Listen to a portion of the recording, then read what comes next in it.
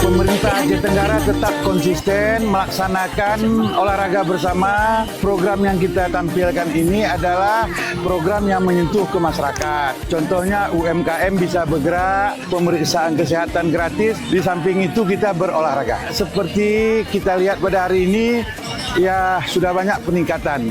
Semoga dengan pelaksanaan ini, rakyat dan masyarakat Aceh Tenggara bisa sehat, segar selalu.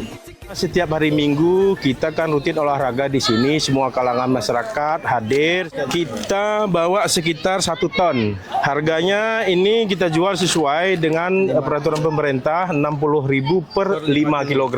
Himbauan kepada masyarakat, ayo kita manfaatkan gerai makan murah ini untuk menekan inflasi kita dengan mendapatkan beras yang berkualitas medium dengan harga yang terjangkau dan disubsidi oleh pemerintah.